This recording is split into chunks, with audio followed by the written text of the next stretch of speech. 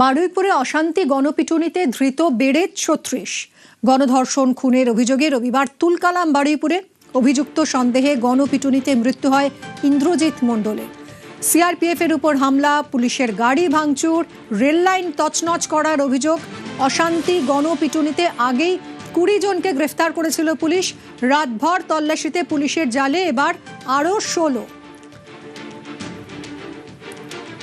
মেডিকেলের জন্য নিয়ে যাওয়া হয় ধৃতদের। কথা বলবো অর্পণ আমাদের প্রতিনিধির সঙ্গে। অর্পণ, মুখ্যমন্ত্রী আগেই বলেছিলেন যে ২০০ জনকে চিহ্নিত করা হয়েছে এই অশান্তির ঘটনায়। এর মধ্যে তাহলে ৩৬ জন গ্রেফতার হলো। কোথা থেকে গ্রেফতার হলো, এরা কারা, এদের কি ভূমিকা ছিল? দেখো, অধিকাংশই সূর্যপুর এলাকার বাসিন্দা এবং এর বাইরে একাধিক লোককে চিহ্নিতকরণ করা হয়েছে যারা এলাকার না।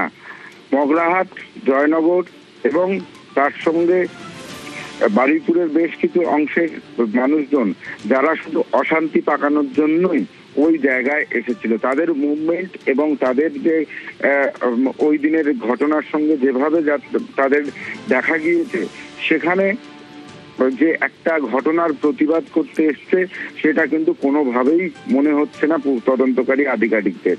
বিভিন্ন জায়গায় সিসি ক্যামেরার ফুটেজ এবং সংবাদ মাধ্যমে উঠে আসা যে ফুটেজ, সেই ফুটেজ দেখেই তাদেরকে চিহ্নিত করেছে পুলিশ। এবং গতকাল পূর্ব মেদিনীপুরের অ্যাডিশনাল এসপি অতীশ বিশ্বাসের নেতৃত্বে একটি যে বিশাল পুলিশ বাহিনী, তারা বের হন, এলাকায় তল্লাশি চালান। রাতভর তল্লাশিতে ১৬ জন এবং গতকাল প্রায় ২২ জনকে গ্রেপ্তার করা হয়। এই ঘটনায় এই পর্যন্ত ৩৬ জনকে গ্রেপ্তার করা হয়েছে এবং মুখ্যমন্ত্রী শুভেন্দু অধিকারী তিনি জানিয়েছিলেন এই ঘটনা যারা ঘটিয়েছে তাদের মধ্যে ২০০ জনকে চিহ্নিতকরণ করা হয়েছে, যার মধ্যে ৩৬ জনকে দুদিনে গ্রেপ্তার করা হলো এবং আগামী দিনেও এই ঘটনার সঙ্গে জড়িত যারা রয়েছে তাদের প্রত্যেককে চিহ্নিতকরণ করে গ্রেপ্তার করা হবে বলে পুলিশ সূত্রে খবর। অর্থাৎ অর্পণ, ৩৬ জন গ্রেফতার হয়েছে, মুখ্যমন্ত্রী বলেছিলেন ২০০ জনকে চিহ্নিত করা হয়েছে, তাহলে বাকিদের খোঁজেও কি তল্লাশি চলছে এখনো? দেখো, দুটি টিমে ভাগ করা হয়েছে, যাদের মাথায় রয়েছে অ্যাডিশনাল এসপি এবং অ্যাডিশনাল এসপির তিনি এই দুটি টিমকে কন্ট্রোল করছেন, যারা রাত্রে বিভিন্ন এলাকায় অভিযান চালিয়ে গ্রেপ্তার করছে এবং দিনেরও একটা টিম করা হয়েছে। দিনের বেলায় তারাও কিন্তু এলাকায় এই তল্লাশি চালাবেন এবং যাদেরকে চিহ্নিতকরণ করা হয়েছে প্রত্যেককে গ্রেপ্তার করা হবে, কোনো রকম রেয়াত করা হবে না। সেটা পরিষ্কার করে দিয়েছে মুখ্যমন্ত্রী শুভেন্দু অধিকারী। জিরো টলারেন্স নীতি, যেখানে বিশেষ করে এই হামলার মতো ঘটনা, তুমি জানলে যে এক পুলিশ কর্মী তিনি মৃত্যুর সঙ্গে পাঞ্জা লড়ছেন কলকাতার হাসপাতালে। সিআরপিএফ এর উপরে হামলা, রেলের সম্পত্তি নষ্ট, রেল অবরোধ এবং তার সঙ্গে পুলিশের গাড়িতে অগ্নিসংযোগের যে ঘটনা ঘটেছে, অবশ্যই এই ঘটনাক্রম একটা দুর্ঘটনা নিয়ে, যেখানে দেখা যাচ্ছে অশান্তির ঘটনায় ইতিমধ্যেই ৩৬ জন গ্রেফতার হয়েছে, বাকিদের খোঁজেও তল্লাশি চলছে। বারুইপুর অশান্তিতে দেশদ্রোহীদের হাত, অশান্তি ও গণপিটুনিতে রাজনৈতিক উস্কানি, যারা উস্কেছেন তারা পলিটিক্যাল লোক। আগেই বারুইপুরে গিয়ে সরব হন মুখ্যমন্ত্রী। মব লিঞ্চিং করে যাকে পিটিয়ে মারা হয়েছে ইন্দ্রজিৎ মণ্ডল, উনিও ইনোসেন্ট। পুলিশ আমাকে যা বলেছে তা আমার কথা নয়, তার পরিবারের সঙ্গে আমি মিট করেছি, তিনিও জাস্টিস পাবেন। যত পুলিশের গাড়ি ভেঙেছেন, রেল লাইন উপড়েছেন, প্রায় অ্যাপ্রক্স 200 আইডেন্টিফাইড হয়েছে, প্রত্যেককে অ্যারেস্ট করা হবে। একটা লোককেও ছাড়া হবে না। পিছন থেকে যারা উস্কেছেন পলিটিক্যাল লোক, যারা ইলেকশনে রিজেক্ট হয়েছে, কেউ ক্ষমতা থেকে গেছেন, কেউ শূন্য থেকে এক হয়েছেন, এবং radical force, anti national force যারা পিছন থেকে উস্কেছেন তাদেরকেও আইডেন্টিফাই করা হয়েছে, তাদেরকেও ঠিক প্রপারলি শিক্ষা দেওয়ার কাজ সরকার করবে। আর মব লিঞ্চিং করে যে নিরীহ লোকটাকে ছেলেটাকে মেরে দিয়েছে, সেখানেও যারা হত্যাকারী তাদেরকেও মার্ডার কেসে যুক্ত করা হবে। পুলিশকে ডাইরেক্ট ইনস্ট্রাকশন আছে, যারা যারা হুলিগানিজম করেছে পুরো দিন ধরে তাদের এগেনস্টে অ্যাকশন হবে। প্রায় 200-র বেশি আইডেন্টিফাইড লোক, তাদেরকে আমি পরিষ্কার বলে গেলাম যারা উস্কানি দিয়েছে, কারোর ইন্ধনে পলিটিক্যাল বায়াসনেস নিয়ে মিডিয়াতে পাবলিসিটির লোভে সোশ্যাল মিডিয়ায় চিপ ভিউয়ার্স বাড়ানোর জন্য ওদেরও কিন্তু ছাড়া হবে না, তারাও ভুগবে, এটুকু আমি বলে দিই। গুন্ডাদের ভুগতে হবে, শুভেন্দু অধিকারীর কড়া হুঁশিয়ারি।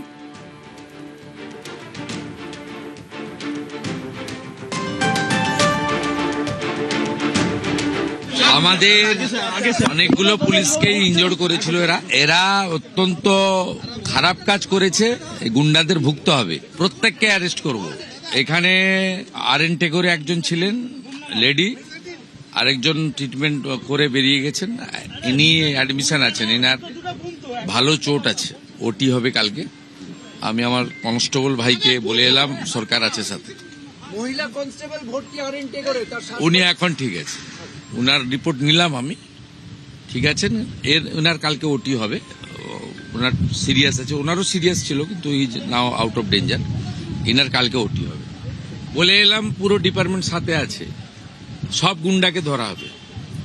ওখানে যারা নেতাগিরি মাতব্বরি করেছে হবে, প্রত্যেক কাউকে ছাড়া হবে। মেরেছে, ভালো করেছে, এটা করা উচিত, সঠিক বিচার হয়েছে। ফুল আস্থা আছে। দাদা বলেছে এমন শাস্তি দেবো তুমি শুধু দেখে নেবে। এই ধর্ষকদেরকে কোর্টে পাঠাবো না। ও অন্যায় করেছে, ও দোষ করেছে, ও হচ্ছে গুলি খেয়েছে, এটা বলার কিছু নেই। গলি কম করেছে, সবার সামনে ফাঁসি দিত ভালো। দিনে ধরব, রাত্রি কাম তমাম, সেরকমই আজ করে দিলেন। সকালে জমা নেব, বিকালে খরচ করব। ও যা কর্ম করেছে তাতেই গেছে আমার সামনে। আমার তামান্না চলে গেছে। যদি বিজেপি সরকার তখন থাকতো তাহলে ওই ক্রিমিনালগুলো আজ পর্যন্ত এই দুনিয়ায় থাকতো না। ফাঁসি দিলেই তো তারা বেঁচে যাচ্ছে, তাদের কম সাজা হলো তার। বারুইপুরে এনকাউন্টার, নাবালিকা গণধর্ষণ খুনের ঘটনায় অন্যতম অভিযুক্ত প্রভাস মণ্ডলের মৃত্যু। পুলিশের দাবি, ঘটনার পুনর্নির্মাণের জন্য মঙ্গলবার গভীর রাতে প্রভাসকে ঘটনাস্থলে নিয়ে যাওয়া হয়েছিল।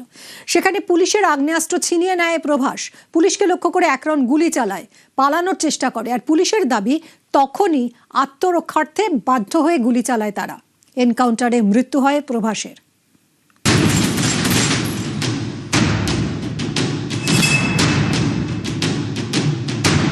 মঙ্গলবার গভীর রাত, বারুইপুরে এনকাউন্টার।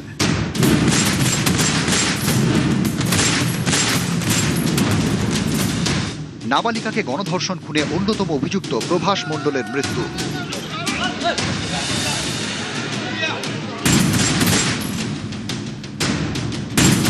মঙ্গলবার রাত 12:45 গণধর্ষণ এবং খুনের ঘটনার পুনর্নির্মাণের জন্য প্রভাসকে ঘটনাস্থলে নিয়ে যায় পুলিশ। রেল লাইন ধরে হেঁটে ঘটনাস্থলে পৌঁছন সবাই। রাত 1:30 যে পুকুর থেকে নাবালিকার দেহ উদ্ধার হয়, প্রভাসকে সেখানে নিয়ে পৌঁছয় পুলিশের তদন্তকারী দল। পুলিশের দাবি, এসআইটি সদস্য রনি সরকারের রিভলভার ছিনিয়ে নেয় প্রভাস, পুলিশকে লক্ষ্য করে গুলি চালায়, পালানোর চেষ্টা করে। তখনই আত্মরক্ষায় বাধ্য হয়ে গুলি চালায় পুলিশ। প্রভাসকে লক্ষ্য করে গুলি চালান এসআইটির আরেক সদস্য অর্ঘ্য মণ্ডল। পুলিশ সূত্রে খবর, প্রভাসের পাঁজর এবং পেটের ডান দিকে গুলি লাগে।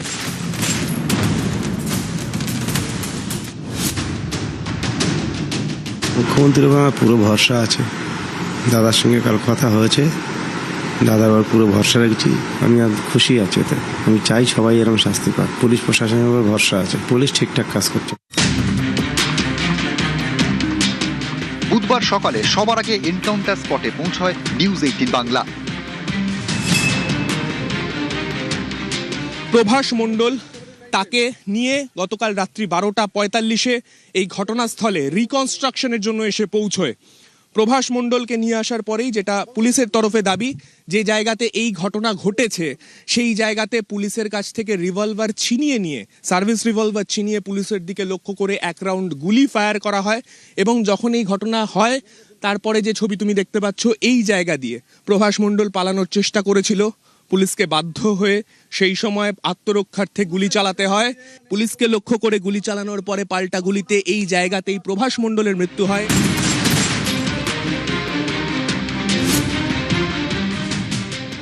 আমার বিয়ের পরেও আমি নোংরামও দেখেছি, অনেক অত্যাচার করে আমি এখন সংসার করছি। তা আমি মানে মেনেই নিয়েছি যে ও করেছে। এই যে পুলিশের গুলিতে মারা গেল, কিছু বলবেন? ও অন্যায় করেছে, ও দোষ করেছে, ও হচ্ছে গুলি খেয়েছে। শনিবার বিকেল বন্ধুর বাড়ি যাওয়ার জন্য বেরোয় নাবালিকা। এরপর থেকে নিখোঁজ, রাত পর্যন্ত কোনো খোঁজ মেলেনি তার। রাতেই পুলিশের দ্বারস্থ হয় পরিবার। রবিবার সকালে এলাকার একটি পুকুর থেকে উদ্ধার হয় নাবালিকার বস্তাবন্দি দেহ। সিসি ক্যামেরার ফুটেজে দেখা যায় মেয়েটিকে সঙ্গে করে নিয়ে যাচ্ছে এক ব্যক্তি। ফুটেজ দেখে অভিযুক্ত প্রভাস মণ্ডলকে চিহ্নিত করেন স্থানীয়রা। এই প্রভাস মণ্ডলকে নিয়েই নাবালিকার দেহ উদ্ধার।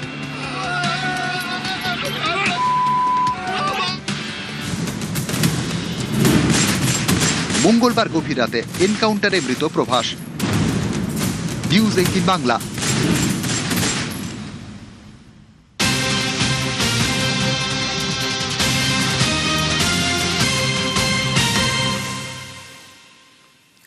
এনকাউন্টারে নিহত প্রভাসের এক্সরে করা হবে। রাজ্যে প্রথম ময়না তদন্তের আগে হবে এক্সরে। কলকাতা মেডিকেলে প্রভাসের এক্সরে হবে। এক্সরে করে জানা যাবে বুলেটের অবস্থান। তদন্তের সঠিক ডকুমেন্টেশনের জন্যই এক্সরে। রাজ্যে প্রথম ময়না তদন্তের আগে এক্সরে। কলকাতা মেডিকেলে হবে প্রভাসের এক্সরে। এক্সরে করে জানা যাবে বুলেট কোথায় লেগেছিল, বুলেটের অবস্থান। তদন্তের সঠিক ডকুমেন্টেশনের জন্যই এক্সরে।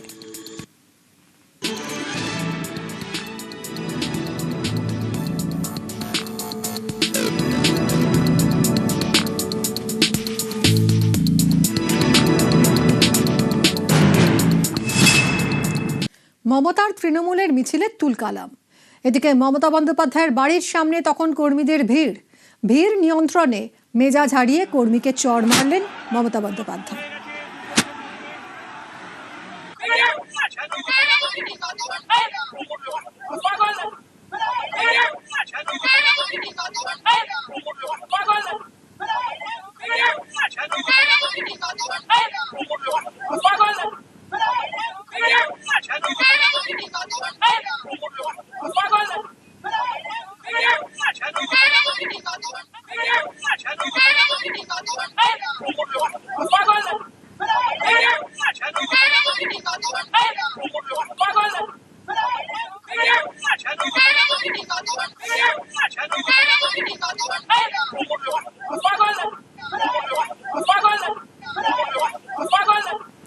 মমতার তৃণমূলের মিছিলে তুলকালাম। মমতা বন্দ্যোপাধ্যায়ের বাড়ির সামনে তখন কর্মীদের ভিড় নিয়ন্ত্রণে মেজাজ হারিয়ে কর্মীকেই চড় মারলেন মমতা বন্দ্যোপাধ্যায়। মমতার তৃণমূলের মিছিলে গতকাল তুমুল উত্তেজনা। বালিগঞ্জ থেকে হাজরা মোড় পর্যন্ত মিছিল ছিল। রাস্তার এক পাশ দিয়ে মিছিল করা যাবে এই শর্তে অনুমতি দেয় হাইকোর্ট। গতকাল মিছিলের শুরুতেই তুলকালাম। বিজেপি তৃণমূল স্লোগান পাল্টা স্লোগান। বিজেপি কর্মীদের সঙ্গে তৃণমূল কর্মীদের মারপিট বেঁধে যায়। মিছিলে ওঠে চোর চোর স্লোগান। পরিস্থিতি সামলাতে পুলিশের লাঠিচার্জ।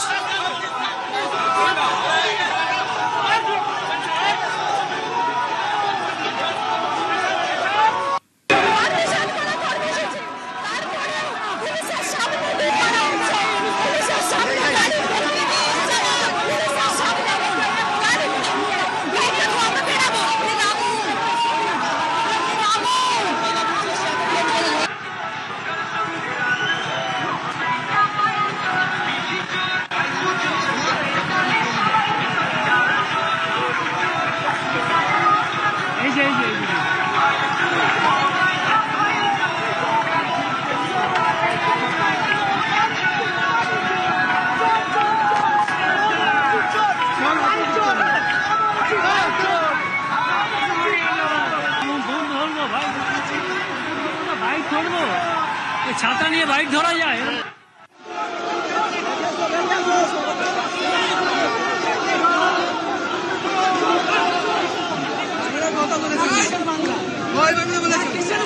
মমতা বন্দ্যোপাধ্যায়ের তৃণমূলের মিছিলে গতকাল তুমুল উত্তেজনা ছড়ায়। বালিগঞ্জ থেকে হাজরা মোড় পর্যন্ত রাস্তার এক পাশ দিয়ে মিছিল করা যাবে এই শর্তেই অনুমতি দেয় হাইকোর্ট। আর মিছিলের শুরুতেই তুলকালাম। বিজেপি তৃণমূল স্লোগান পাল্টা স্লোগান। বিজেপি কর্মীদের সঙ্গে তৃণমূল কর্মীদের মারপিট। মিছিলে চোর চোর স্লোগান। পরিস্থিতি সামলাতে পুলিশকে লাঠিচার্জ করতে হয়।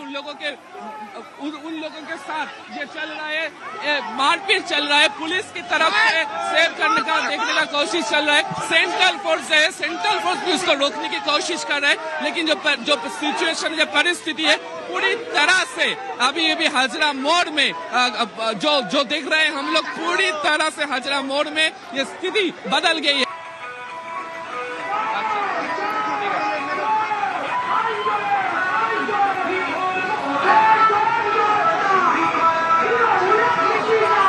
সাধারণ মানুষ যাদেরকে ওরা 15 বছর ধরে অত্যাচার করেছিলেন তারা হয়তো কিছু করেছেন। যদিও আমি বলবো যে প্রকাশ্য রাজপথে কোনো রাজনৈতিক দলের কোনো নির্ধারিত মিছিল যদি সেটা আইন মেনে হয় তাকে বাধা দেওয়া উচিত নয়। এটা তো স্বাভাবিক, গণতন্ত্রের একটা শর্ত। কিন্তু তার আগের আরেকটা শর্ত আছে। এখন যদি ধরুন হিটলারের দল জার্মানিতে মিছিল করতে শুরু করেন, কিংবা ইদি আমিনের লোকজন যদি উগান্ডাতে ঘুরে বেড়ায়, চেতেস্কুর লোকজন যদি রোমানিয়াতে আবার একটা মিছিল করতে যায়, কিংবা পলপট যদি কম্বোডিয়া আরেকটা মিছিল করেন তার দলের লোকেরা, তাহলে যা যা কনসিকুয়েন্সেস হতে পারতো সেগুলোই বাংলায় হচ্ছে। সেটাও বাঞ্ছনীয় না, কি আর করা যাবে।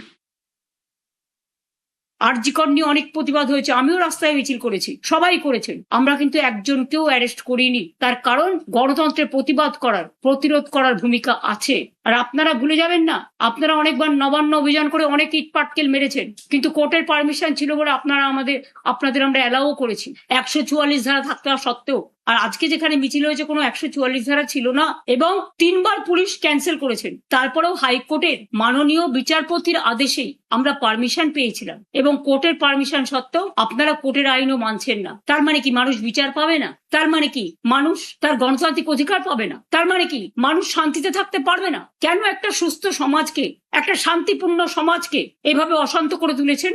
আজকে যেভাবে মেয়েদের উপর অত্যাচার হয়েছে, ছেলেদের উপর অত্যাচার হয়েছে, আজকে যেভাবে মেয়েদের আপনারা ফেলে পিটিয়েছেন লুম্পেনরা, বাংলার মানুষকে জবাব আপনাদের দিতে হবে। আমি মানুষের কাছে বিচার চাইছি। নবান্নে মুখ্যমন্ত্রীর সঙ্গে সাক্ষাৎ নব তৃণমূলের। নবান্নে অরূপ রায়, ঋতব্রত বন্দ্যোপাধ্যায়, জাভেদ খান, সন্দীপন সাহারা। মুখ্যমন্ত্রীর সঙ্গে সাক্ষাতে আখরুজ্জামান, বিপ্লব চক্রবর্তীও। গতকাল নবান্নে মুখ্যমন্ত্রীর সঙ্গে সাক্ষাৎ নব তৃণমূলের প্রতিনিধি দলের। ছিলেন অরূপ রায়, ঋতব্রত, জাভেদ, সন্দীপন সাহা। আখরুজ্জামান, বিপ্লব চক্রবর্তীও ছিলেন এই প্রতিনিধি দলে।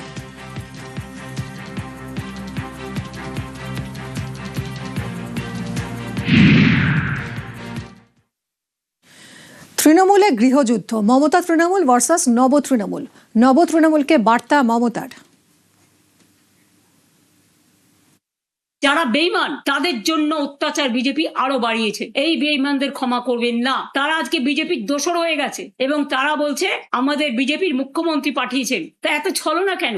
হয় তৃণমূল করুন আমাদের সাথে, আর তা না হলে বিজেপির কোলে গিয়ে মনে রাখবেন যতই দুলুন ওটা নিষ্ঠুর, ওটা পৈশাচিক, ওটা নিজের পরিবার আর সম্পত্তি বাঁচাবার জন্য অমানবিক, দানবিক। এখনো সময় আছে। বিজেপির কোলে আশ্রয় না নিয়ে নিজের ঘরে ফিরে একবার পরিবারকে প্রশ্ন করুন, একবার মানুষকে প্রশ্ন করুন। এবং যে কর্মীরা মার খেয়েছে মনে রাখবেন এরা আপনাদের জন্য একদিন রক্ত দিয়েছে।